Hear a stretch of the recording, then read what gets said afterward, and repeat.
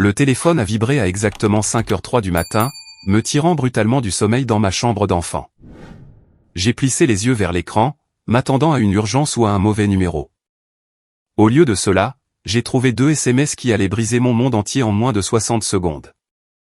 Le premier venait de maman: nous avons utilisé tes économies pour payer les frais de scolarité de l'école de droit de ton frère. Tu remettras l'argent avant janvier. Puis la suite de papa est arrivée comme un coup de poing dans le ventre: tu vis ici gratuitement. Commence à te rendre utile. 43 000 $. 6 ans de ma vie envolée. J'ai fixé l'écran du téléphone jusqu'à ce que les mots brûlent mes rétines, mon cerveau refusant de traiter ce que je venais de lire. 43 217 $. Chaque centime que j'avais gratté depuis mes 20 ans. Travailler 60 heures par semaine chez Thomson Electronics pendant que mes amis faisaient la fête à la fac. Chaque dîner sauté, chaque rendez-vous annulé, chaque fois que j'avais choisi des nouilles instantanées plutôt qu'un repas décent. Mes mains tremblaient alors que j'ouvrais mon application bancaire, priant pour que ce soit une blague cruelle. L'écran s'est chargé lentement, chaque seconde s'étirant en éternité.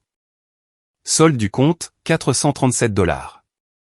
Mon compte d'épargne, celui que j'avais alimenté religieusement pendant 6 ans, montrait un retrait daté d'hier après-midi, 42 780 $, virement électronique, autorisé par le titulaire du compte. Mais je n'avais rien autorisé du tout. Je me suis assis sur le bord de mon lit en fixant le poster délavé de Superman que je n'avais jamais pris la peine d'enlever et j'ai senti quelque chose se briser en moi. Pas seulement de la déception ou de la colère, mais quelque chose de plus profond. La confiance, peut-être. Le fondement de tout ce que je croyais sur la famille, sur l'équité, sur le travail acharné et l'économie pour ses rêves. Mon téléphone a vibré à nouveau. Jake, mon frère de 24 ans, l'enfant doré qui avait traversé son diplôme de premier cycle à Yale pendant que je travaillais dans le commerce de détail pour aider à payer ses dépenses. Merci, frérot. Ça signifie tout pour moi. Je te rembourserai après mon diplôme et quand j'aurai décroché un poste dans un grand cabinet. Promis. Le ton décontracté, les points d'exclamation, la supposition que je me contenterais de me coucher et d'accepter ce vol. Parce que c'était ça, n'est-ce pas? Du vol.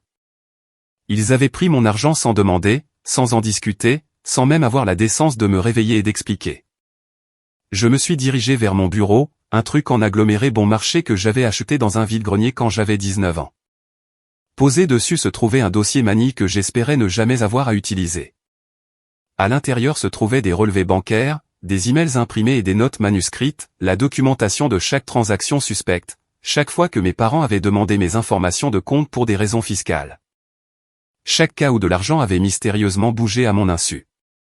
Parce que ce n'était pas la première fois.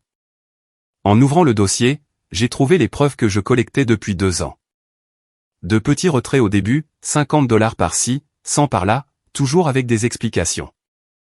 Réparation de voiture d'urgence où ta grand-mère avait besoin de médicaments où on remettra ça la semaine prochaine. Mais ils n'ont jamais remis ça. Les retraits étaient devenus plus importants et plus fréquents et j'avais commencé à garder une trace. La transaction suspecte la plus ancienne remontait à 18 mois. 2 000 $ retirés un mardi après-midi alors que j'étais au travail. Quand j'avais posé des questions à ce sujet, maman avait prétendu que c'était pour les manuels scolaires de Jake. 1 500 $ pour des manuels semblaient excessifs, mais je lui faisais confiance. Confiance. Ce mot semblait toxique maintenant. J'ai feuilleté page après page de preuves. Des relevés de cartes de crédit montrant des frais que je n'avais jamais faits. Des demandes de prêt avec mon numéro de sécurité sociale que je n'avais jamais signé. Des relevés bancaires montrant des transferts entre des comptes dont j'ignorais l'existence. Ils me volaient systématiquement, et j'avais été trop naïf, trop confiant, trop désespéré de croire en la loyauté familiale pour le voir clairement. Mon téléphone a sonné. La photo de contact de papa, une photo de Noël dernier où il souriait et tenait une bière. J'ai laissé aller sur la messagerie vocale, puis écouté le message. Perry, il faut qu'on parle. Descends quand tu auras ce message et calme ton attitude. Nous sommes une famille et la famille s'entraide. L'avenir de ton frère dépend de cette éducation et tu es égoïste. Rappelle-moi. Égoïste. J'étais égoïste de vouloir garder l'argent que j'avais gagné, économisé et pour lequel je m'étais sacrifié. L'avenir de Jake était plus important que le mien parce qu'il était l'intelligent, celui avec du potentiel, celui qui n'avait jamais travaillé un jour dans le commerce de détail ou la restauration. J'avais moi-même prévu de faire des études supérieures, peut-être un MBA ou une maîtrise en informatique. Ces rêves semblaient risiblement naïfs maintenant, assis ici à 5h30 du matin avec mon compte en banque vidé et ma famille me traitant comme un distributeur automatique. Mais alors que j'étais assis là tenant le dossier de preuves que j'avais compilé, quelque chose a changé en moi. Le choc s'estompait, remplacé par quelque chose de plus froid et de plus concentré. Il pensait pouvoir me voler, et que je l'accepterais simplement. Il pensait que j'étais faible, docile, le paillasson de la famille qui suivrait toujours pour s'entendre avec tout le monde. Ils étaient sur le point d'apprendre à quel point ils avaient tort. À 6h15, j'avais 3 valises remplies de tout ce qui comptait. Vêtements, électronique, documents importants et ce dossier manille. J'ai bougé silencieusement dans la maison, prenant soin de ne pas réveiller mes parents. Ils pensaient probablement avoir lâché leur bombe et pouvoir dormir paisiblement pendant que je traitais leur trahison. J'ai fait 2 voyages jusqu'à ma Honda Civic, chargeant tout dans le coffret sur la banquette arrière. La voiture avait 8 ans avec 160 000 miles au compteur, mais elle était à moi. Payée avec l'argent que j'avais gagné, immatriculée à mon nom seul. Ils ne pouvaient pas me prendre ça. Avant de partir, je suis retourné dans la cuisine et j'ai placé une photocopie du contenu du dossier sur la table du petit déjeuner où ils la verraient immédiatement. Chaque relevé bancaire, chaque transaction frauduleuse, chaque élément de preuve que j'avais rassemblé. La page de couverture était une note manuscrite, puisque nous discutons de ce qui est juste, soyons complètement honnêtes sur l'endroit où l'argent est vraiment allé. J'ai traversé la ville jusqu'aux appartements Riverside où vivait mon ami Marcus. Nous nous connaissions depuis le lycée, et il était l'une des rares personnes qui ne m'avait jamais jugé pour avoir vécu à la maison ou travaillé dans le commerce de détail pendant que mes camarades de classe poursuivaient des carrières. Marcus travaillait comme assistant juridique dans un petit cabinet d'avocats et comprenait comment le monde fonctionnait vraiment. J'ai frappé à sa porte juste après 7 heures, sachant qu'il serait réveillé pour se préparer au travail. Il a ouvert portant une chemise habillée et une cravate, tasse de café à la main, l'air confus de me voir debout là avec des bagages. « Perry, qu'est-ce qui se passe, mec ? Ma famille vient de me voler 43 000 $. Je peux squatter ton canapé pendant que je vois quoi faire ensuite. » Marcus s'est écarté immédiatement, me faisant signe d'entrer dans son appartement petit mais bien rangé. « Entre, raconte-moi tout. » Je me suis assis à sa table de cuisine et j'ai expliqué les événements de la matinée, lui montrant les SMS et les relevés bancaires. Marcus écoutait sans m'interrompre, son expression s'assombrissant à chaque détail. « Ce n'est pas juste un drame familial, a-t-il dit quand j'ai fini. C'est de la fraude, du vol d'identité. Probablement plusieurs crimes selon la façon dont ils ont accédé à ton compte. Je sais, ai-je dit en ouvrant le dossier manille. C'est pourquoi j'ai tout documenté. » Les yeux de Marcus se sont écarquillés alors qu'il examinait les preuves. Des relevés bancaires remontant à 2 ans montrant un modèle de retrait non autorisé. Des emails imprimés où mes parents avaient demandé mes informations de compte sous de faux prétextes. Des photos de documents que j'avais trouvés dans le bureau de mon père, y compris des copies de ma carte de sécurité sociale et de mon permis de conduire. Perry, c'est de l'or. Tu as monté un dossier sans même t'en rendre compte. Regarde ça. Il a pointé un relevé bancaire d'il y a 14 mois. Ce retrait a eu lieu un jour où tu travaillais, n'est-ce pas? Je m'en souviens parce que tu ne pouvais pas venir à ma fête d'anniversaire. J'ai hoché la tête. J'ai fait un double quart de travail ce samedi-là. J'étais au magasin de 8 heures du matin jusqu'à minuit. Donc, il n'y a aucune chance que tu aies pu autoriser cela en personne. Et regarde les détails de la transaction. Elle a été traitée dans une agence du centre-ville, nulle part près de ton lieu de travail, mais tes parents vivent à 15 minutes de cette agence. Marcus a sorti son ordinateur portable et a commencé à prendre des notes. Nous devons tout documenter. Heure, date, ton travail, emploi du temps, leurs mouvements. S'ils ont fait ça systématiquement, il y aura une trace écrite qui prouve la préméditation. Mon téléphone a commencé à sonner. La sonnerie de maman, un carillon doux que j'avais choisi parce que je voulais penser à elle comme le parent attentionné et nourrissant. Maintenant, cela sonnait comme une alarme me prévenant d'un danger. J'ai montré l'écran à Marcus. 7e appel au cours de la dernière heure. Ne réponds pas encore. Organisons tout d'abord. Si ça va là où je pense que ça va, Chaque conversation à partir de maintenant doit être documentée. Comme sur un signal, mon téléphone a vibré avec un texto de Jake. Maman flippe à propos de papier que tu as laissé. C'est quoi ton problème? On est une famille. Remplace juste l'argent comme ils ont dit et arrête d'être dramatique. Marcus a lu par-dessus mon épaule et a secoué la tête. Ton frère est dans le coup. Ce texto prouve qu'il savait que l'argent avait été pris sans ta permission et qu'il est d'accord avec ça. Sauvegarde ça. Fais une capture d'écran de tout. J'ai senti une nouvelle vague de trahison m'envahir. Jake n'était pas seulement le bénéficiaire du vol. Il était un participant actif. Le petit frère que j'avais aidé pour ses devoirs, conduit à l'entraînement de football et couvert quand il avait des ennuis. Il savait qu'il me volait et ne s'en souciait pas. Il y a autre chose, ai-je dit en faisant défiler mon téléphone. Regarde ce fil de discussion d'il y a 3 semaines. J'ai montré à Marcus une conversation où Jake m'avait interrogé sur mon fonds universitaire et si je prévoyais de l'utiliser bientôt. À l'époque, je pensais qu'il faisait juste la conversation. Maintenant, je réalisais qu'il avait rassemblé des renseignements pour le casse. Il planifie ça depuis des semaines, peut-être des mois, a dit Marcus. Mon téléphone a sonné à nouveau. Cette fois c'était papa et je pouvais voir la colère dans sa photo de contact. Marcus a fait un signe de tête vers le téléphone. Réponds, mais mets-le sur haut-parleur. Nous avons besoin d'entendre ce qu'il dit. J'ai glissé pour accepter l'appel, mon cœur battant la chamade. Quoi? Où diable es-tu? La voix de papa a retenti à travers le haut-parleur. Rentre à la maison tout de suite. Nous devons en discuter comme des adultes. Je ne rentre pas à la maison, ai-je dit calmement. Nous pouvons en discuter par le biais d'avocats si nécessaire. Avocat? Es-tu devenu fou? Nous sommes tes parents. Nous t'avons élevé, nourri, mis un toit au-dessus de ta tête. Tu nous dois tout ce que tu as. Je vous dois de la gratitude pour m'avoir élevé. Je ne vous dois pas 43 000 $. Cet argent va vers l'éducation de ton frère. C'est un investissement dans l'avenir de la famille. Tu es égoïste et à courte vue. Marcus prenait frénétiquement des notes, capturant les mots exacts de papa, admettant qu'ils avaient pris l'argent, le justifiant comme un droit basé sur le fait d'être mes parents. M'avez-vous demandé la permission avant de le prendre, ai-je demandé. Nous n'avons pas besoin de ta permission. Tu es notre fils. Ce qui est à nous est à nous, et ce qui est à toi est à nous aussi. C'est comme ça que les familles fonctionnent. Alors nous avons des définitions très différentes de la famille, ai-je dit et j'ai mis fin à l'appel. Marcus a levé les yeux de ses notes, secouant la tête avec étonnement. Il vient d'avouer le vol lors d'un appel enregistré devant un témoin. Il pense vraiment avoir droit à tout ce que tu as gagné. Mon téléphone a immédiatement vibré avec un texto de maman.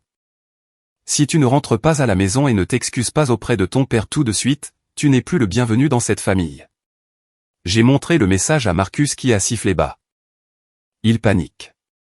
Bien. La panique rend les gens négligents et ils sont déjà assez négligents. Qu'est-ce que je fais maintenant, ai-je demandé. Marcus a fermé son ordinateur portable et m'a regardé sérieusement. Maintenant, on appelle la police. À la table à manger de Marcus, entouré de preuves qui brossaient un tableau accablant d'abus financiers systématiques, j'ai réalisé que le vol était bien plus sophistiqué que je ne l'avais compris au départ. Marcus avait étalé 2 ans de relevés bancaires par ordre chronologique, et le schéma était indubitable. Regarde cette progression, a dit Marcus en pointant des entrées surlignées. Ils ont commencé petit. 50 $ par-ci, 100 par-là. Testant pour voir si tu remarquerais.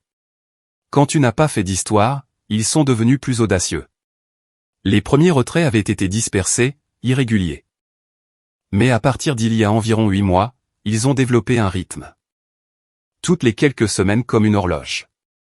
Toujours les jours où je faisais de longs quarts de travail, toujours depuis des agences que je ne visitais jamais. Voici ce qui m'inquiète vraiment, a continué Marcus en sortant un rapport de crédit qu'il m'avait aidé à demander en ligne. Regarde ces comptes que tu n'as jamais ouverts. 3 cartes de crédit, un prêt personnel, une ligne de crédit liée à ce qui semblait être une entreprise que je n'avais jamais lancée. Tous ouverts en utilisant mon numéro de sécurité sociale. Tous avec mes parents listés comme utilisateurs autorisés. La dette totale qu'ils ont accumulée en ton nom dépasse les 87 000 $. Marcus a dit, l'argent qu'ils ont volé de tes économies n'est que la pointe de l'iceberg. Je me suis senti physiquement malade. Comment est-ce possible? N'ont-ils pas besoin de ma signature pour ce genre de choses? Ils devraient, mais s'ils ont accès à tes informations personnelles et s'ils sont bons pour forger des signatures. Marcus, sais-tu, sortant un autre document. Regarde cette demande de prêt.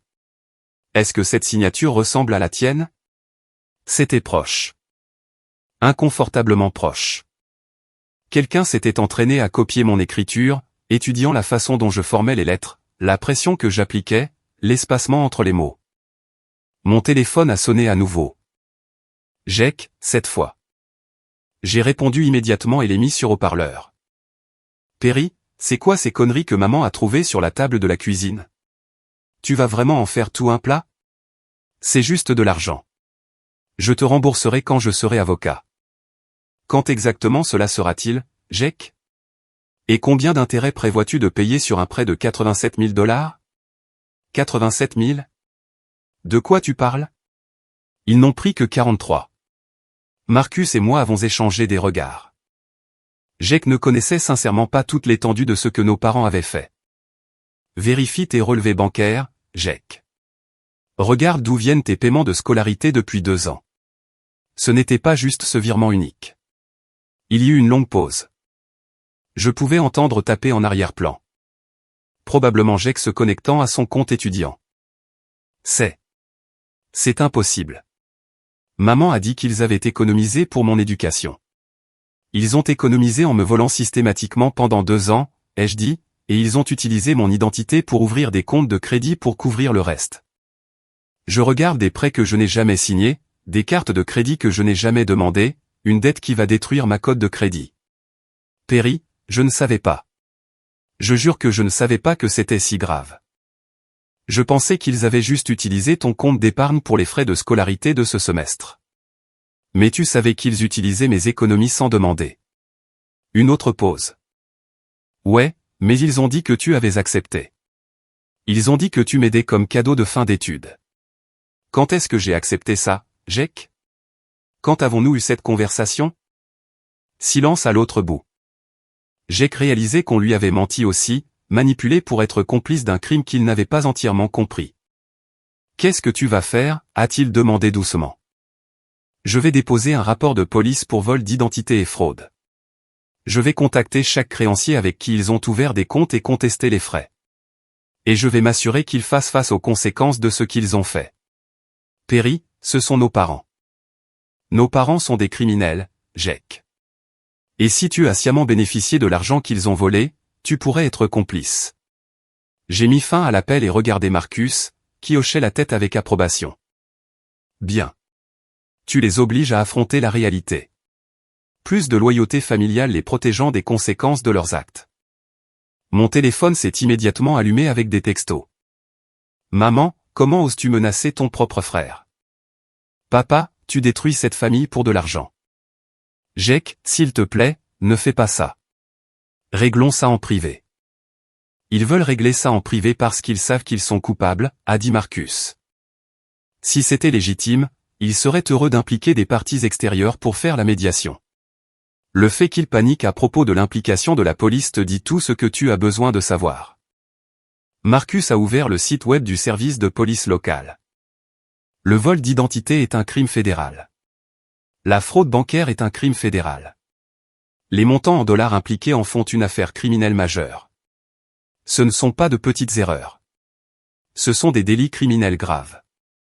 Alors que nous nous préparions à partir pour le poste de police, mon téléphone a sonné une dernière fois. Numéro inconnu. Code régional local. Allô? Est-ce Perry Jameson? Une voix de femme, professionnelle et inconnue. Oui. Qui est à l'appareil? C'est la détective Sarah Chen de l'unité des crimes financiers du comté de Montgomery. Nous avons reçu une plainte concernant un vol d'identité potentiel et une fraude impliquant vos comptes. Seriez-vous disponible pour nous parler cet après-midi? J'ai regardé Marcus, confus. Je n'ai pas encore déposé plainte. Nous allions justement au poste pour le faire. La plainte ne venait pas de vous, monsieur Jameson. Elle venait de votre banque. Lorsque des modèles de vol d'identité à grande échelle sont détectés, les institutions financières sont tenues de les signaler aux forces de l'ordre. Sur la base de l'activité dans vos comptes, cette enquête est en cours depuis plusieurs semaines. Marcus m'a saisi le bras, les yeux écarquillés. Il surveille tes parents, a-t-il chuchoté. Détective Chen, j'ai une documentation complète sur l'activité frauduleuse impliquant mes comptes. Quand pouvons-nous nous rencontrer? Est-ce que 14 heures cet après-midi vous conviendrait à vous et monsieur Jamezon? Ne contactez aucune des parties impliquées avant que nous ayons parlé. Cette enquête implique plusieurs victimes potentielles, et nous ne voulons pas compromettre notre capacité à rassembler des preuves. Plusieurs victimes. Mes parents ne m'avaient pas seulement volé moi. Ils avaient mené une opération plus large, et je n'étais qu'une cible parmi d'autres. Après avoir raccroché, je me suis assis dans le salon de Marcus en essayant de traiter ce qui se passait. En moins de 12 heures, ma compréhension de ma famille avait été complètement brisée. Non seulement il m'avait volé, mais il faisait apparemment partie d'une opération de crime financier assez importante pour attirer l'attention fédérale. Marcus, et si je n'étais pas le seul membre de la famille qu'ils ont volé? Il a hoché la tête sombrement. C'est probablement exactement ce que la détective va te dire.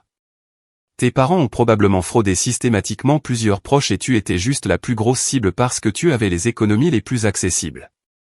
Mon téléphone a vibré avec un autre texto de maman. La police vient de nous appeler. Comment as-tu pu impliquer des étrangers dans les affaires familiales? Nous t'avons mieux élevé que ça. Rentre à la maison immédiatement et nous réglerons ça ensemble. Mais il n'y avait rien à régler. Les dégâts étaient faits, les crimes étaient commis et l'enquête était déjà en cours. Mes parents avaient détruit leur propre famille avec leur avidité et leur sentiment d'avoir droit à tout. Et maintenant, ils faisaient face aux conséquences qu'ils n'avaient jamais pensé voir venir. Le récit de l'enfant doré, la hiérarchie familiale, l'attente que je serais toujours le fils docile qui se sacrifiait pour le bénéfice de tous les autres, tout cela s'effondrait. Et pour la première fois depuis la lecture de ces SMS à 5 heures du matin, j'ai ressenti autre chose que de la trahison et de la colère. Je me sentais libre. Le bureau de la détective Chen était situé dans un bâtiment gouvernemental stérile qui sentait le désinfectant et la déception. Elle était plus jeune que je ne l'avais prévu, peut-être au début de la trentaine, avec des yeux perçants qui semblaient cataloguer chaque détail alors qu'elle examinait mon dossier de preuves. Vous avez vu, monsieur Jamezon? Je dois dire que c'est l'une des documentations les plus complètes que j'ai vues de la part d'une victime. La plupart des gens ne réalisent pas qu'ils sont systématiquement fraudés avant qu'il ne soit trop tard pour rassembler ce genre de preuves. Je savais que quelque chose n'allait pas, ai-je dit. Je ne savais juste pas à quel point jusqu'à ce matin. La détective Chen a étalé mes relevés bancaires sur son bureau à côté de ce qui semblait être un dossier beaucoup plus épais. Ce dont nous sommes sur le point de discuter ne peut pas quitter cette pièce tant que l'enquête n'est pas terminée. Comprenez-vous? J'ai hoché la tête. Vos parents dirigent ce que nous appelons un réseau de fraude familiale depuis au moins 3 ans. Ils ont systématiquement volé plusieurs proches en utilisant des tactiques similaires. Vol d'identité, signature falsifiée, accès non autorisé au compte. Le montant total que nous avons identifié jusqu'à présent dépasse $200 000. $200 000? Je me sentais étourdi. Qui d'autre, ai-je demandé. Votre grand-mère Eleanor Jamezon, votre oncle Tom et sa femme Suzanne, votre cousine Rachel.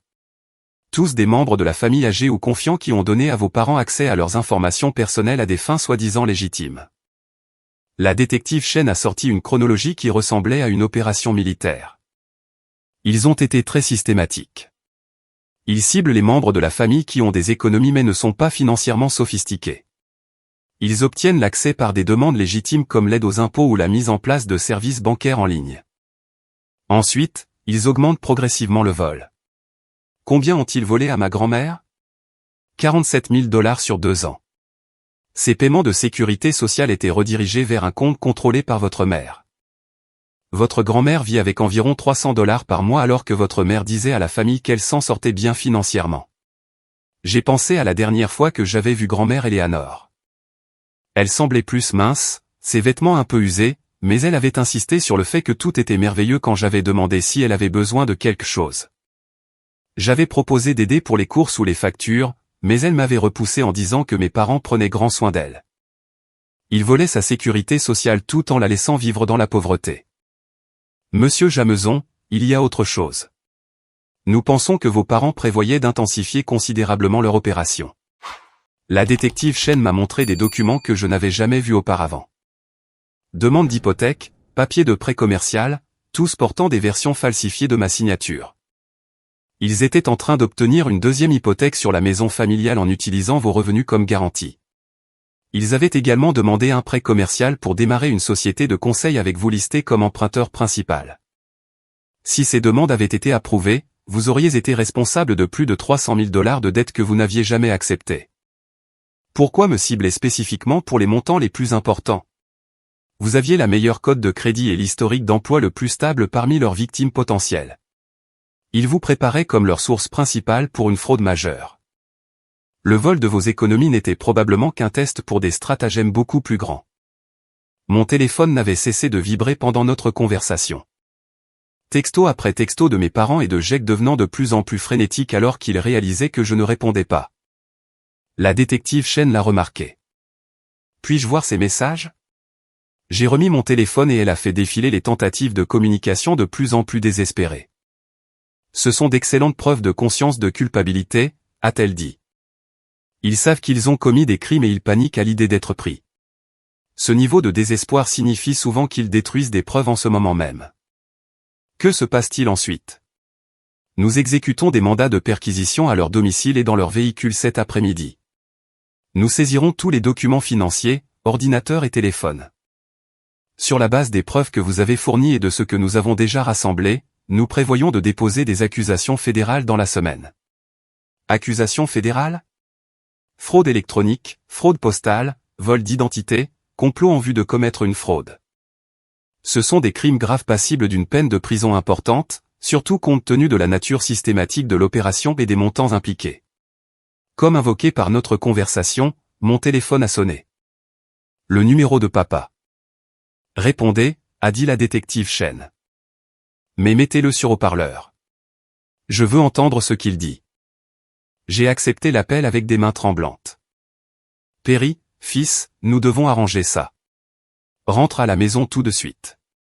Ta mère fait une dépression à cause de ce malentendu. Ce n'est pas un malentendu, papa. C'est du vol systématique. Ne sois pas dramatique. Nous avons emprunté de l'argent pour aider ton frère à réussir. La famille est de la famille. Tu le récupéreras quand Jake commencera à gagner un salaire d'avocat. Et les cartes de crédit que vous avez ouvertes à mon nom? Et les prêts que vous avez demandés en utilisant mes informations? Une longue pause. Je ne sais pas de quoi tu parles. Le prêt commercial de 200 000 $. La demande de deuxième hypothèque, tout signé avec ma signature falsifiée. Perry, tu es confus. Tu as toujours été du genre anxieux à imaginer des problèmes qui n'existent pas. Rentre à la maison et nous allons éclaircir ça. La détective Chen prenait des notes, enregistrant tout. Et les chèques de sécurité sociale de grand-mère Eleanor? Ta grand-mère nous a demandé d'aider à gérer ses finances. Elle vieillit, elle n'est plus aussi vive qu'avant. Nous l'avons protégée de prendre de mauvaises décisions avec son argent. En le volant? Nous n'avons rien volé. Nous gérons les ressources familiales efficacement. Ta grand-mère obtient tout ce dont elle a besoin. 300 $ par mois, c'est tout ce dont elle a besoin. Une autre pause, plus longue cette fois. Je ne sais pas où tu trouves ces chiffres, Perry. Ta grand-mère est à l'aise et bien soignée. La détective Chen m'a fait signe de le faire parler. Papa, la police enquête sur vous depuis des mois. Ils savent tout. Chaque signature falsifiée, chaque dollar volé, chaque membre de la famille que vous avez fraudé. La police? Perry, comment as-tu pu amener des étrangers dans les affaires familiales? Nous t'avons mieux élevé que ça. Quels que soient les problèmes que nous avons, nous les résolvons ensemble en famille. Les criminels ne sont pas de la famille, ai-je dit. Ce sont des criminels. J'ai raccroché et regardé la détective Chen, qui souriait sombrement.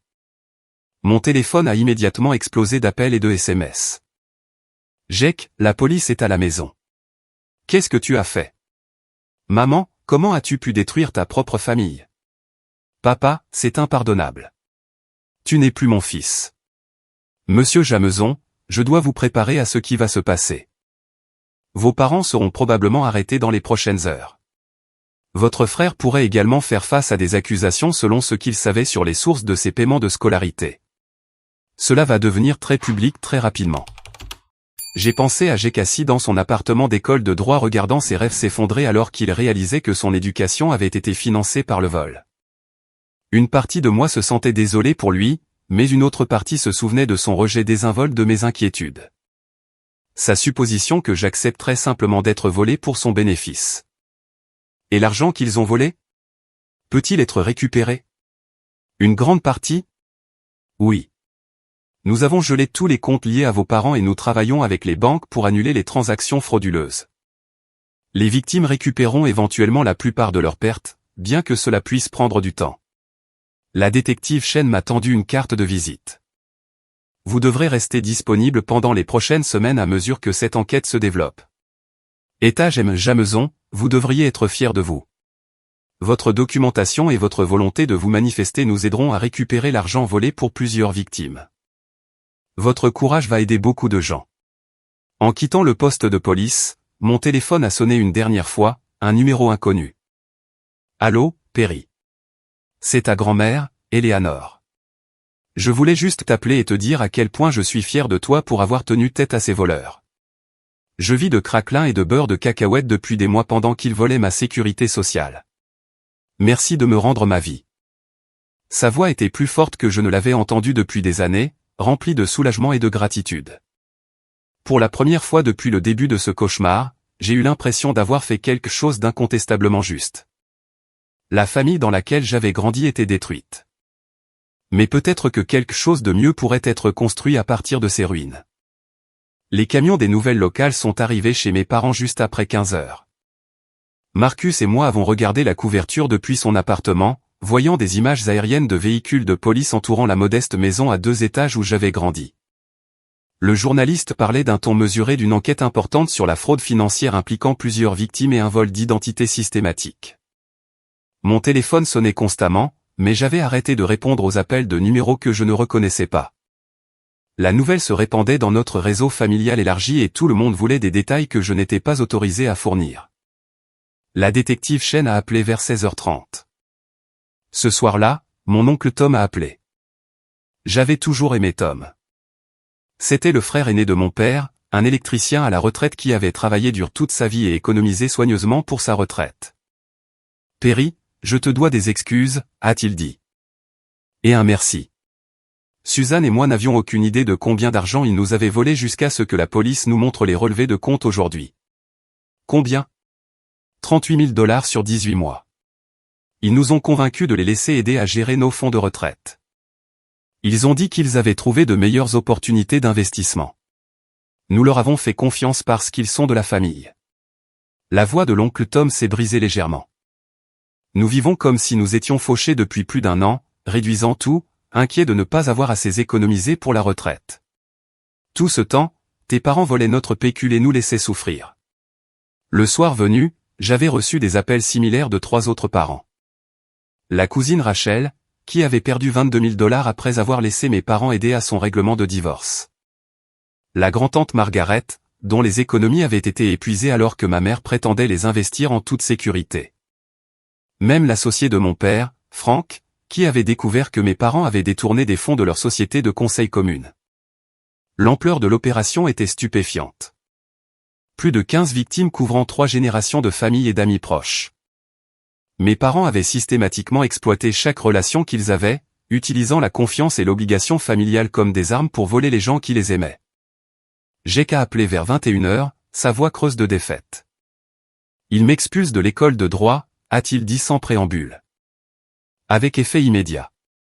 Ils ont dit qu'accepter des paiements de scolarité provenant d'activités criminelles violait le code d'honneur. Je suis désolé, Jake. Je le suis vraiment. Non, tu ne le es pas. Tu es probablement heureux que ton petit frère parfait reçoive enfin ce qu'il mérite. Ce n'est pas vrai.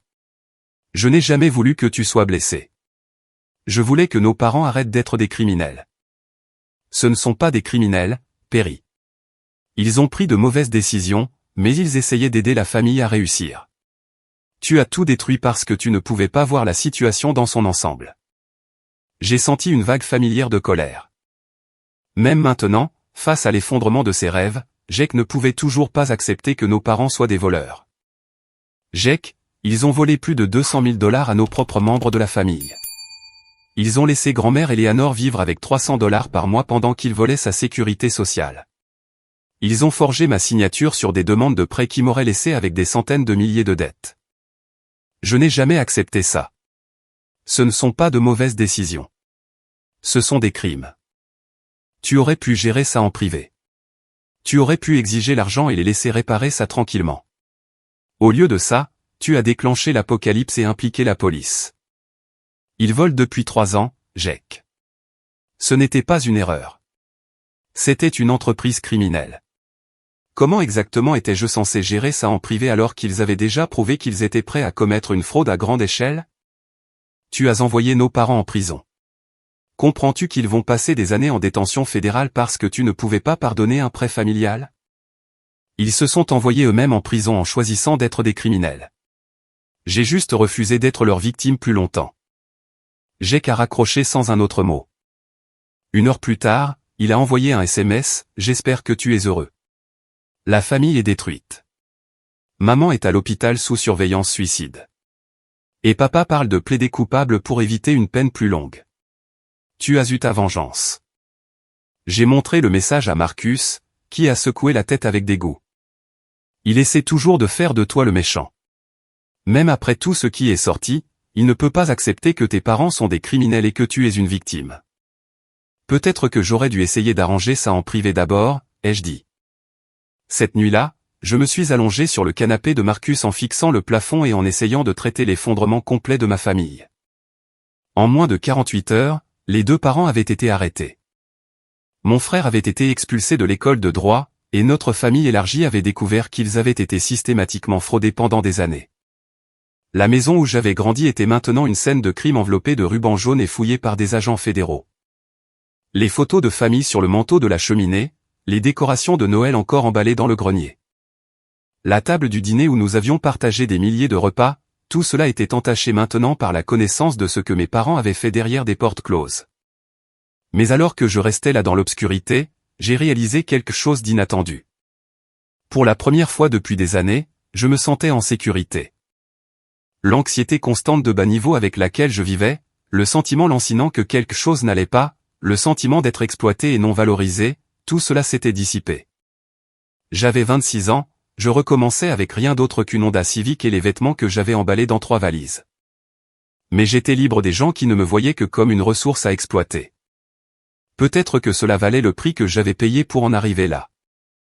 6 mois plus tard, j'étais assis dans une salle d'audience fédérale regardant mes parents accepter une négociation de peine qui les enverrait en prison pour 4 et 6 ans, respectivement. Maman a eu la peine la plus courte en échange de sa coopération avec les enquêteurs et de son aide pour récupérer les actifs volés cachés dans divers comptes. Papa, qui avait été l'architecte principal du stratagème, purgerait le terme le plus long. L'audience de restitution avait été particulièrement satisfaisante. Chaque victime a témoigné de l'impact du vol, des mois de malnutrition de grand-mère Eleanor à l'anxiété de l'oncle Tom de manquer d'économie de retraite. La juge avait été visiblement en colère en écoutant les témoignages sur l'abus envers les personnes âgées et la trahison familiale. Les accusés ont exploité les liens de confiance les plus sacrés, avait déclaré la juge Martinez lors de la condamnation. Ils ont utilisé l'amour familial comme une arme pour commettre une fraude systématique contre des gens qui les auraient aidés volontiers si on leur avait demandé honnêtement. Cela représente une forme de vol particulièrement cruel qui endommage non seulement la sécurité financière, mais aussi les relations humaines fondamentales. Jake avait témoigné comme témoin pour l'accusation, acceptant finalement qu'il avait été manipulé pour participer à une activité criminelle. Sa coopération l'avait gardé hors de prison, mais il avait quand même fait face à des conséquences, expulsé de l'école de droit, accablé de dettes de prêts étudiants pour une éducation qu'il ne pouvait pas terminer. Et faisant face à une condamnation pour complot qui l'empêcherait de jamais pratiquer le droit. Le lendemain de la condamnation, Jake et moi nous sommes rencontrés pour un café dans un petit magasin près de l'appartement de Marcus.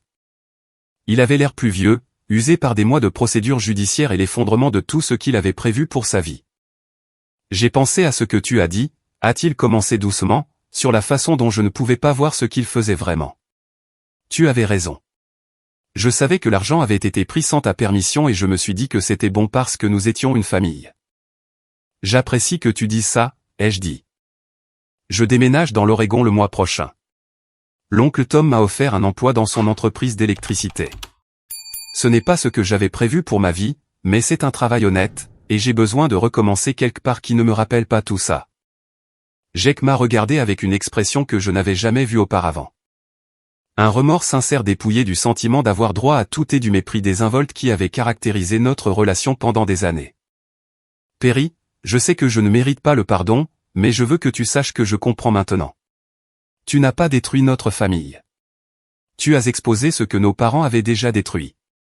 Je suis désolé que ça m'ait pris si longtemps pour voir ça. C'était la première véritable excuse que j'avais jamais reçue de mon frère, et cela signifiait plus que je ne l'avais prévu. La récupération financière avait dépassé les attentes. Entre les comptes gelés, les actifs saisis et les biens liquidés, les victimes avaient récupéré près de 90% de leur argent volé. J'avais récupéré 41 000 $. L'oncle Tom avait récupéré 36 000 $. Et les paiements de sécurité sociale de grand-mère Eleanor avaient été restaurés avec des arriérés couvrant toute la période où ils avaient été volés. Mais la véritable transformation de ma vie était venue d'une source inattendue.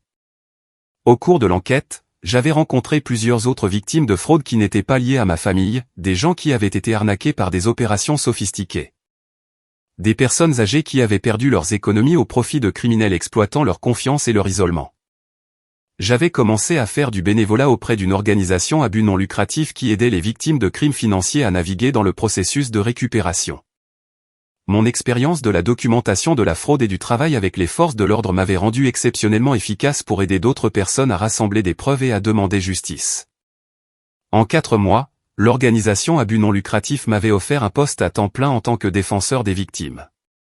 Le travail payait bien, semblait significatif et utilisait les compétences que j'avais développées à travers ma propre expérience traumatisante pour aider d'autres personnes à reconstruire leur vie. J'avais aussi déménagé de l'appartement de Marcus pour une petite maison que je louais avec une option d'achat. Ce n'était pas grand-chose, un bungalow de 2 chambres construit dans les années 1970, mais c'était à moi. Personne ne pouvait me l'enlever. Personne ne pouvait me voler pendant que je dormais, et personne ne pouvait revendiquer la propriété de mes revenus ou de mes économies. Grand-mère Eleanor était devenue un élément régulier de ma nouvelle vie. Une fois ses finances rétablies, elle avait quitté la résidence pour personnes âgées où mes parents l'avaient entreposée pour un bel appartement plus proche du centre-ville. Nous dînions ensemble 2 fois par semaine et elle était devenue quelque chose comme mon parent de substitution, offrant le soutien inconditionnel et les soins sincères que je n'avais jamais reçus de mes parents biologiques. Tu sais de quoi je suis la plus fière, m'a-t-elle dit un soir alors que nous partagions une pizza et regardions de vieux films. Tu ne les as pas laissés te rendre amer. Tu as transformé ta douleur en but. Et maintenant tu aides d'autres personnes qui ont été blessées de la même manière. Elle avait raison. La colère et la trahison que j'avais ressenties ce matin-là il y a 6 mois s'étaient transformées en quelque chose de plus productif. Chaque victime que j'aidais à récupérer de l'argent volé, chaque criminel que j'aidais à mettre en prison, chaque famille que j'aidais à reconstruire après un abus financier, tout cela ressemblait à de la justice, pas seulement pour moi, mais pour tous ceux qui avaient déjà été exploités par des gens censés les aimer. Mes parents avaient écrit des lettres de prison demandant pardon et demandant des visites. Je les avais lues, mais je n'avais pas répondu. Peut-être qu'un jour je serais prêt pour cette conversation, mais pas encore. Ils devaient purger leur peine, faire l'expérience de conséquences réelles pour leurs actions et démontrer un changement sincère avant que j'envisage de reconstruire une quelconque relation. Pour l'instant, je me concentrais sur la construction d'une nouvelle vie basée sur l'honnêteté, le respect et un véritable soutien mutuel. La famille dans laquelle j'étais né avait été bâtie sur l'exploitation et la manipulation. La famille que je choisissais de créer serait différente. Alors que j'étais assis dans mon petit salon ce soir-là, entouré de cartes de remerciements de victimes de fraude que j'avais aidées et de photos des gens qui se souciaient vraiment de moi, j'ai réalisé qu'il s'était passé quelque chose de profond. La pire trahison de ma vie m'avait conduit à découvrir mon véritable but et ma communauté authentique. Parfois, les pertes les plus dévastatrices créent de l'espace pour les gains les plus importants. Mes parents avaient volé mon argent, mais ils m'avaient donné par inadvertance quelque chose de bien plus précieux, la connaissance de qui j'étais vraiment et de ce dont j'étais capable quand je refusais d'être une victime. 2 ans après ce SMS dévastateur de 5 heures du matin, je me tenais dans le hall de mon propre immeuble de bureau, regardant à travers les portes vitrées ma dernière cliente marcher vers sa voiture avec un sourire satisfait. Margaret Stevens, 73 ans, venait d'apprendre que nous avions récupéré 84 000 $ que son neveu avait volés de son fonds de retraite. Plus important encore, il allait en prison pour abus sur personnes âgées, et elle n'aurait plus jamais à craindre sa manipulation. Mon entreprise, Jameson Financial Recovery Service, avait grandi au-delà de tout ce que j'avais imaginé possible. Ce qui avait commencé comme du bénévolat avait évolué en un cabinet de conseil à service complet, aidant les victimes de fraude à naviguer dans le processus complexe de récupération financière et de poursuite pénale. J'employais 6 personnes maintenant, dont 2 anciens agents fédéraux et un examinateur de fraude certifié. Le travail était stimulant et émotionnellement exigeant, mais profondément satisfaisant. Chaque cas me rappelait pourquoi j'avais choisi cette voie. Chaque dollar récupéré représentait la justice pour des gens qui avaient été trahis par ceux en qui ils avaient le plus confiance. Grand-mère Eleanor avait emménagé dans la chambre d'amis de ma maison le printemps précédent. À 82 ans, elle était toujours vive et indépendante, mais elle aimait avoir de la famille à proximité, et j'aimais avoir sa sagesse et sa compagnie. Elle était devenue ma conseillère la plus proche, tant personnellement que professionnellement, offrant des perspectives qui ne venaient que de 8 décennies passées à regarder les gens naviguer dans les complexités de la vie. « Tu as construit quelque chose de spécial ici », a-t-elle dit ce soir-là alors que nous partagions le dîner sur mon patio arrière. Tes parents pensaient apprendre à être faibles et dociles. Au lieu de cela, ils t'ont appris à être fort et autonome. Jake avait rendu visite pour la première fois le mois précédent. Il travaillait dans l'Oregon depuis 18 mois, apprenant le travail d'électricien et reconstruisant sa vie $1 honnête à la fois. Le sentiment d'avoir droit à tout et la cruauté désinvolte qui avait caractérisé notre relation pendant des années avait été remplacé par de l'humilité et un respect sincère. « Je veux te montrer quelque chose », avait-il dit lors de sa visite, sortant son téléphone pour afficher un solde de compte d'épargne. 12 400 $. Ce n'est pas beaucoup, mais j'ai gagné chaque centime. Je comprends maintenant ce que tu voulais dire par la dignité du travail honnête. Il s'était excusé à nouveau, plus complètement cette fois, reconnaissant non seulement sa participation au vol, mais des années à me traiter comme moins précieux que lui-même. La conversation avait été difficile, mais nécessaire, et elle avait ouvert la possibilité de reconstruire notre relation sur des termes plus honnêtes. Je sais que je ne peux pas défaire les dégâts, avait-il dit. Mais je veux être quelqu'un digne d'être ton frère à nouveau. Cela prendrait du temps, mais j'étais prêt à essayer. Mes parents avaient été libérés de la prison fédérale 3 mois plus tôt pour bonne conduite. Ils avaient tous deux écrit des lettres demandant à se rencontrer, prétendant avoir utilisé leur temps d'incarcération pour la réflexion et la croissance personnelle. Je n'étais pas encore prêt pour ça, mais je ne l'avais pas totalement exclu. Le pardon, j'avais appris, ne nécessitait pas la réconciliation. Je leur avais pardonné dans le sens où j'avais libéré ma colère et mon ressentiment, mais la confiance devrait être gagnée par un comportement changé et constant au fil du temps. Si ce jour venait, j'y serais ouvert. Sinon, je me contenterais des limites que j'avais établies. Les nouvelles du soir passaient en arrière-plan alors que grand-mère Eleanor et moi finissions de dîner. Une histoire sur une affaire majeure de fraude d'entreprise. Des centaines de millions volés dans des fonds de pension. Des milliers de familles touchées. J'ai regardé avec un intérêt professionnel, notant automatiquement les techniques d'enquête et les stratégies juridiques employées. Tu penses à prendre cette affaire, n'est-ce pas, a demandé grand-mère Eleanor, lisant mon expression. Peut-être. Des cas aussi gros nécessitent des mois de travail, mais ils aident aussi des milliers de personnes. C'est exactement le genre de choses que nous avons commencé cette entreprise pour gérer. Elle a souri avec approbation. Tes parents pensaient voler ton avenir quand ils ont pris cet argent. Au lieu de cela, ils t'ont forcé à créer un avenir bien meilleur que tu ne l'avais jamais prévu. Parfois, les pires choses qui nous arrivent deviennent la fondation des meilleures choses que nous construisons. Cette nuit-là, en révisant des dossiers de cas dans mon bureau à domicile, j'ai réfléchi au voyage qui m'avait amené ici. Le jeune homme effrayé et confus qui s'était réveillé avec ses SMS dévastateurs ressemblait peu au professionnel confiant que j'étais devenu. La trahison avait blessé profondément, mais elle avait aussi révélé des forces que je ne savais pas posséder. La documentation systématique que j'avais instinctivement maintenue était devenue la base de ma carrière. Le courage de tenir tête à la manipulation familiale s'était développé en la colonne vertébrale nécessaire pour affronter des criminels puissants et des institutions corrompues. Plus important encore, j'avais appris que la famille n'était pas définie par le sang ou l'obligation, mais par des soins sincères et un respect mutuel. Les gens qui m'aimaient vraiment avaient soutenu ma décision de poursuivre la justice même quand c'était douloureux. Les gens qui m'avaient exploité s'étaient révélés par leur réaction à la responsabilité. Grand-mère Eleanor était ma famille. Marcus était ma famille. L'oncle Tom et sa femme Suzanne, qui m'avaient invité à chaque fête depuis le procès, étaient ma famille. J'ai travaillé pour redevenir de la famille grâce à un comportement changé et une confiance gagnée. Les collègues qui se battaient à mes côtés pour les droits des victimes étaient ma famille. Les parents biologiques qui m'avaient vu comme rien de plus qu'une ressource à exploiter. C'étaient des gens avec qui je partageais de l'ADN, rien de plus. Alors que je me préparais à aller au lit, mon téléphone a vibré avec un texto de Marcus. J'ai vu l'histoire sur cette affaire de fonds de pension aux infos. Tu penses à la prendre? Déjà soumis notre proposition pour représenter les victimes, ai-je répondu par texto. Ça pourrait être la plus grosse affaire qu'on ait jamais traitée. Perry Jameson, croisé de la justice. Je suis fier de tout le chemin que tu as parcouru, mec. J'ai souri en éteignant les lumières. Il y a 2 ans, je vivais dans ma chambre d'enfant, lentement vidé de tout ce pourquoi j'avais travaillé par des gens qui prétendaient m'aimer. Ce soir, je vivais dans ma propre maison, dirigeant une entreprise prospère et entouré de gens qui me respectaient pour qui j'étais vraiment. Le voyage de victime à défenseur n'avait pas été facile, mais il avait valu chaque étape difficile. Avant de fermer mon ordinateur portable, j'ai ouvert un nouveau document et j'ai commencé à taper, à quiconque pourrait lire cette histoire et reconnaître sa propre situation, vous n'êtes pas obligé d'accepter l'abus parce que quelqu'un partage votre nom de famille ou prétend vous aimer.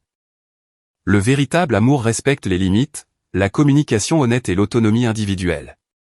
Si quelqu'un vous vole, vous manipule ou vous traite comme moins qu'humain, il n'agit pas par amour, peu importe ce qu'il prétend. Vous avez le droit de vous protéger, d'exiger l'honnêteté et de vous éloigner des relations qui vous nuisent. Les gens qui se soucient vraiment de votre bien-être soutiendront vos efforts pour créer des limites saines, même quand c'est gênant pour eux. Parfois, la chose la plus aimante que vous puissiez faire pour quelqu'un est de refuser de permettre son comportement destructeur en imposant des conséquences réelles. Et parfois, la chose la plus aimante que vous puissiez faire pour vous-même est de construire une nouvelle vie avec des gens qui voient votre vraie valeur.